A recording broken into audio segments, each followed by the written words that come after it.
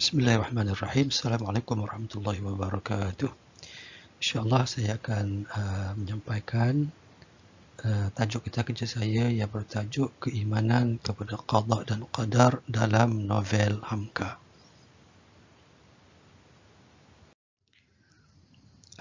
Jadi ini gambar tuan guru kita, Hamka. Itulah nama sebenar beliau, Haji Abdul Malik bin Karim Amrullah. Biodata ringkas Hamka, secara ringkas saja saya sebut, beliau lahir tahun 1908 ya.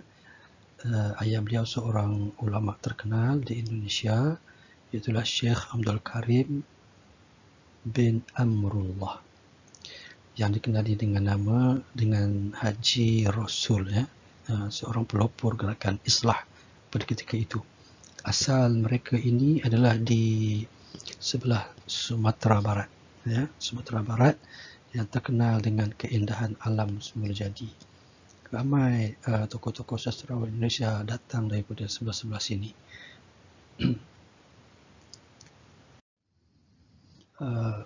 Hamka dia dikenali sebagai ulama dan juga sastrawan ya, sebagai penulis. Jadi banyak buku-buku yang beliau telah tulis. Yang paling grand sekali adalah tentulah tafsir Al-Azhar ya, yang paling besar sekali dalam bidang agama. Dalam bidang sastra, banyak buku-buku novel yang dia tulis. Yang paling terkenal, Tenggelamnya Kapal Van de Wijk, Di Bawah Lindungan Kaabah, Merantau ke Delhi, dan macam-macam lagi lah novel-novel yang lain. Yang saya akan bincang dalam kita kerja ini tiga novel. Tenggelamnya Kapal Van de Wijk, Di Bawah Lindungan Kaabah, dan Terusir. Hamka meninggal dunia pada tahun 1981 ketika berusia 73 tahun. Jadi kita balik kepada tajuk kita kerja kita, iaitulah Qada dan Qadar.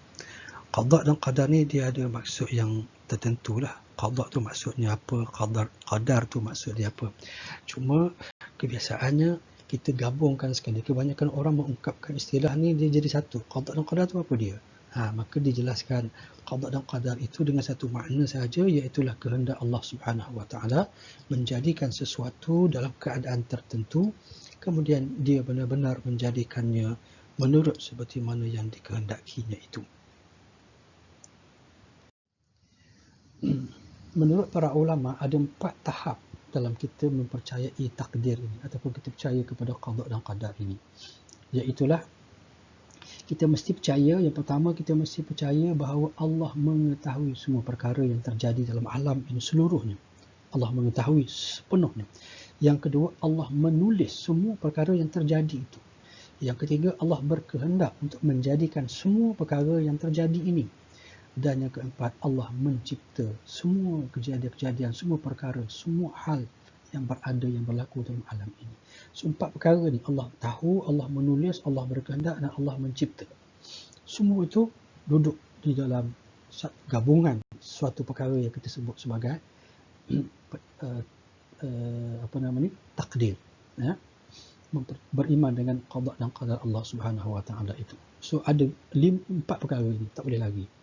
Maka oleh kerana itulah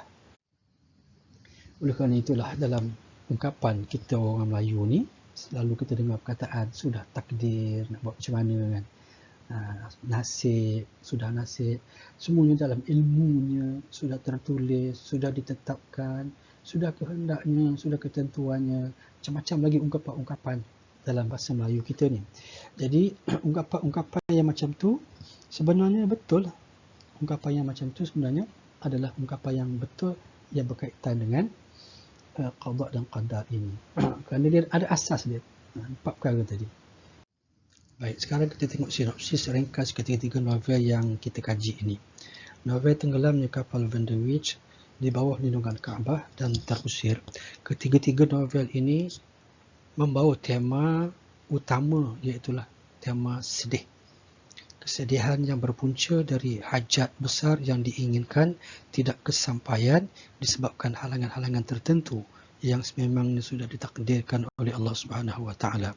Kesedihan mendalam itu membuatkan watak-watak utama dalam novel-novel ini berusaha untuk mencari jalan keluar dari kemelut perasaan itu. Nak cerita secara ringkas sebab cerita dia panjang. Cerita dia panjang jadi baca sendirilah. Cuma ringkas, novel tenggelamnya kapal Van der Wijk dan di bawah lindungan Kaabah, ini adalah novel cinta sebenarnya. Percintaan antara Zainuddin dengan Hayati dalam novel tenggelamnya kapal Van der Wijk. Kemudian percintaan Hamid dengan Zainab dalam di bawah lindungan Kaabah. Ini percintaan yang terhalang disebabkan faktor keluarga dan adat keturunan. Tapi gambaran percintaan mereka itu dipaparkan oleh Hamka dalam bentuk dalam bentuk percintaan yang menjaga batas syariat lah, ya. Kemudian novel Terusir ini kisah kehidupan rumah tangga, ya. Seorang perempuan yang bernama Maria diceraikan suami disebabkan tuduhan fitnah. Akhirnya malang menimpa hidup dia sehingga akhirnya terpaksa dia terjebak ke dunia pelacuran kerana kesusahan hidup yang bersangatan. Jadi bukan kehendak dia untuk terlibat dalam dunia tersebut, tetapi kerana keadaan yang sangat-sangat terpaksa sehingga akhirnya terpaksa berada dalam situasi yang begitu teruklah. Okey. Saya nak terus masuk kepada berkaitan dengan takdir dalam ketiga-tiga novel ini. Perbincangan mengenai takdir dalam ketiga-tiga novel ini. Tiga-tiga novel ini, Hamka banyak sekali memasukkan elemen akidah. Setelah saya baca semua, saya perhalusi dan saya dapati berkait dengan perkara takdir, perkara akidah, qada dan qadar ni banyak sekali. Rumusannya seperti mana yang saya nak sebut ni lah, ada 8 rumusan yang saya dapat rumuskan di sini. Yang pertama, Hamka dia banyak memasukkan perkataan takdir atau perkataan yang seumpama dengan takdir dalam dialog-dialog ataupun ayat-ayat penceritaan dalam kisah cerita-cerita ini. Sebagai contoh ayat yang disebut, tetapi cita-cita manusia tidak dapat melawan kehendak takdir. Memang dia guna perkataan takdir tu. Kesimpulannya, tak kurang daripada 15 kali, lebih sebenarnya, saya sebut tak kurang daripada 15 kali dalam kesemua novel ini diungkapkan perkataan takdir ataupun nasib ataupun sudah ditentukan, sudah tertulis, perkara sejak azali, perkara yang sudah tertentu dalam rahim ibu lagi. Semua itu menggambarkan takdir yang telah pun Allah tetapkan.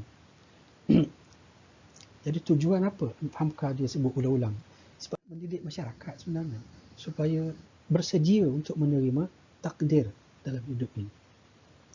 Perkara kedua, menjelaskan kefahaman tentang maksud takdir yang sebenar.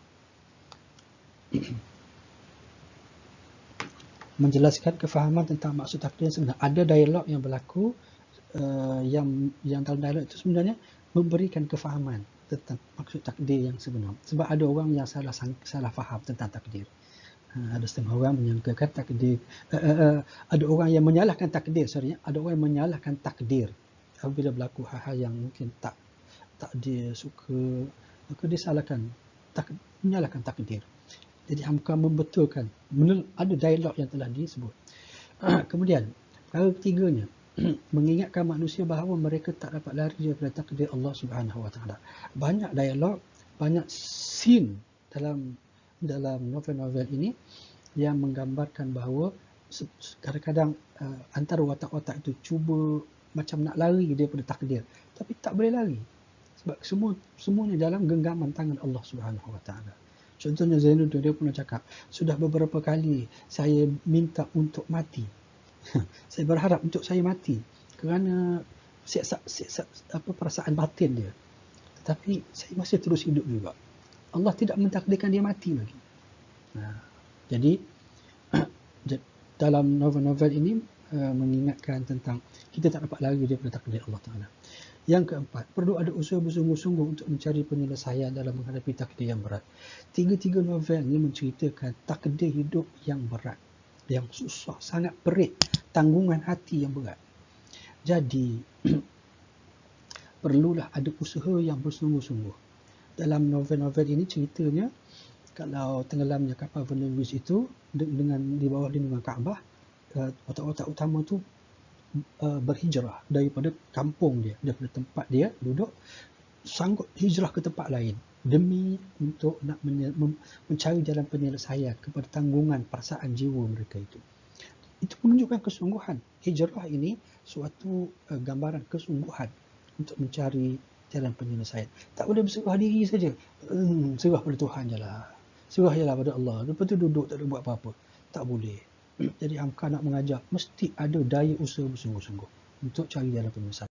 Kemudian yang kelima, perlu ada seseorang menjadi pembimbing dalam menerima takdir. Mesti ada orang yang boleh bantu kita. Walaupun orang kita ni mungkinlah ada ilmu, tapi ilmu saja belum cukup. Sebab perlu ada pembimbing. Mesti ada pembimbing. Contohnya watak Zainuddin tu. Dia dah macam patah semangat. Tetapi ada orang yang membimbing dia, kawan dia. Muluk, yang namanya Muluk. Maka tarik tangan dia, bagi nasihat, bagi semangat. Akhirnya dia bangkit semula. Sedangkan Zainuddin ni orang ada ilmu agama. Sama juga dengan Zainab dalam di bawah lindungan Kaabah. Zainab pun orang yang berilmu juga. Tetapi perlu ada orang yang membimbing mereka juga. Datang kawan dia yang bernama Rosnah, bagi nasihat, berkongsi perasaan. Akhirnya mencapai suatu kelegaan dalam diri. So, ada pembimbing ni penting, ya. Kemudian yang keenam, jika Allah mentakdirkan keselamatan untuk seseorang, tiada siapa boleh memudaratkannya. Ini pun ada satu watak, satu babak dalam apa nama ni, novel Terusir. So ada seorang watak jahat cuba untuk memudaratkan seseorang itu, tetapi tak berjaya juga. Macam-macam cara dia usaha. Sebab Allah mentakdirkan seseorang itu kalau selamat, dia tak boleh dimudaratkan oleh siapa-siapa. Qul lan yusibana illa ma kataballahu lana. Yang ketujuh, sifat adil Allah dalam menentukan takdir manusia. Sifat adil Allah dalam menentukan takdir manusia. Jadi kalau Allah mentakdirkan kita tak dapat sesuatu yang kita inginkan ini, tetapi Allah tidak menghalang kita untuk berjaya mendapat benda lain pula. Itu maksud dia. Kita mungkin gagal dalam, macam dalam cerita ni, mereka gagal dalam mendapat berkahwin, senang cakap berkahwin dengan orang yang mereka cintai, tetapi kegagalan itu tidak menghalang mereka untuk mencapai kejayaan di bidang yang lain. Macam Zainuddin, akhirnya dia berjaya menjadi seorang pengarang yang hebat. Dan yang last sekali, yang ke-8, cara beriman dengan qada dan qadar Allah adalah melalui pengalaman sendiri. Bagi saya inilah yang paling, perkara utama yang paling hendak di-highlightkan oleh Hamka dalam novel ini, iaitulah untuk kita betul-betul merasai beriman dengan qada dan qadar Allah Ta'ala ini. Tak cukup dengan hanya kita belajar daripada kitab saja. Sebab belajar daripada belajar ni faham tu akal saja. Sedangkan untuk memahami qada dan qadar yang sebenar-benarnya, dia kena meresap sampai dalam hati. Jadi kisah-kisah yang dibawa dalam novel ini, dia meresap. Bagi orang yang menerima peristiwa itu sesuatu yang kena pada mereka, tapi kita yang melihat juga kita terasa tempias. Jadi merasai pengalaman sendiri ini suatu cara beriman yang sangat memberi kesan mendalam dalam diri kita. So tak cukup dengan sekadar kita baca kitab, belajar dengan guru, faham apa pembahagian qada dan qadar dan sebagainya, tetapi merasai sendiri segala kesusahan-kesusahan itu, takdir yang susah itu lebih memberi bekas. So sebagai kesimpulan, bagi saya tujuan Hamka masukkan elemen akidah qada dan qadar ini, tujuan dia untuk mendidik masyarakat dengan menggunakan wadah yang lain, iaitu wadah kesusasteraan, lain daripada biasa, lain daripada kebiasaan. Ulama-ulama mengajar pakai kitab-kitab lah, tapi dia cuba untuk masukkan cara yang baru, untuk menerapkan elemen akidah dalam masyarakat. Oleh itu, apa yang terbaik dalam bab beriman dengan qada dan qadar adalah berusaha untuk belajar menerima takdir dengan hati yang penuh redha dan sabar atas ujian. Maka sumbangan Hamka dalam novel-novel ini adalah sangat besar dalam mendidik masyarakatnya berkaitan dengan persoalan takdir. Jadi sekian saja yang dapat saya sampaikan. Wassalamualaikum warahmatullahi wabarakatuh.